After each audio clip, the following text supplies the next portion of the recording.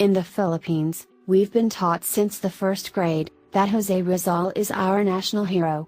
In high school, we were required to read both of his books, and college students were required to enroll of the subject, Rizal. However, did you know that no law, executive order or proclamation has been enacted or issued, officially proclaiming any Filipino historical figure as a national hero? Of course, there were laws and proclamations honoring our well-known heroes, but until now, there is no explicit proclamation recognizing Jose Rizal, or any other person, as a national hero. According to the National Commission for Culture and the Arts, the position Jose Rizal now holds, in Philippine history, is a tribute to the continued veneration or acclamation of the people. Heroes, according to historians, should not be legislated, and their appreciation should be better left to academics. Acclamation for heroes, they felt, would be recognition enough. But what really happened there? Did anyone even try to officially recognize his great contribution? Well, of course. On March 28, 1993, President Ramos issued Executive Order No. 75 creating the National Heroes Committee. The principal duty of the committee is to study, evaluate and recommend Filipino national personages or heroes. In compliance with such order, the committee submitted its finding and recommendations. The following were the criteria adopted by the committee, on June 3, 1993, as defined by Dr. Onofre D. Corpus. Number 1. Heroes are those who have a concept of nation, and thereafter aspire and struggle for the nation's freedom. Number 2.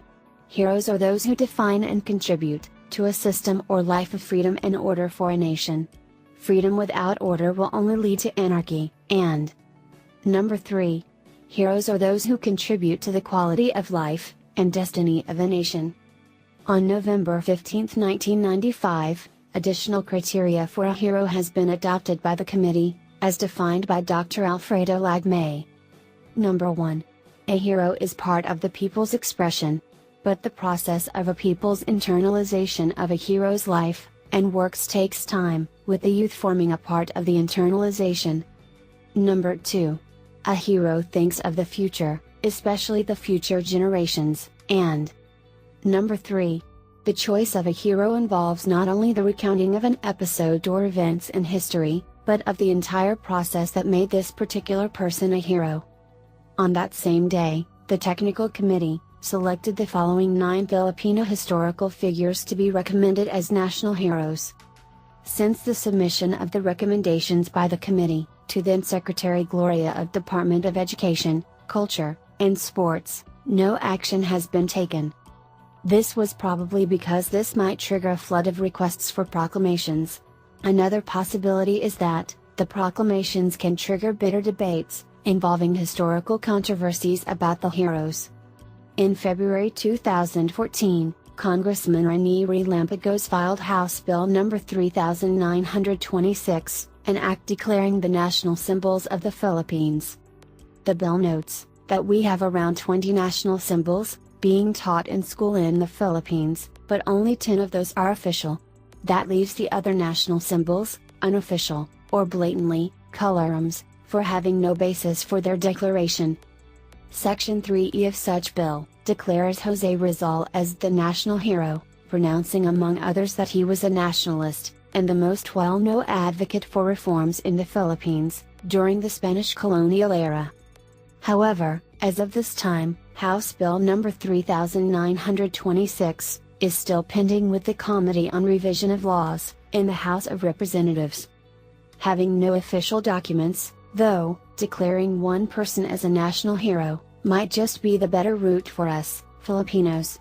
The NCCA may be right, the proclamation may only trigger debates and controversies, especially in this time when almost everyone is brutally and anonymously voicing out their opinions, in social media.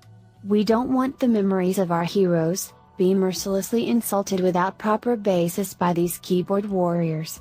Our dear heroes would not want to see that. What matters now is that we know what our heroes did for us, in order to have this independence that we are celebrating every 12th of June. What matters is that with Jose Rizal's example, we have proven that the old saying, "The pen is mightier than the sword," by Edward Bulwer Lytton, is real and actually powerful.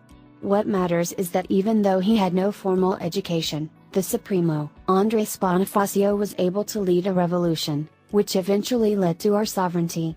What matters is that with Gomburza's sacrifice, many Ilustrados, Indios, and even Insulares were moved and encouraged to fight back, and have the Philippines back to ourselves.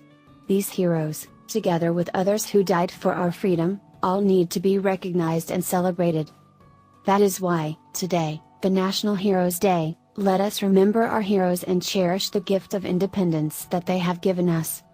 Happy National Heroes Day!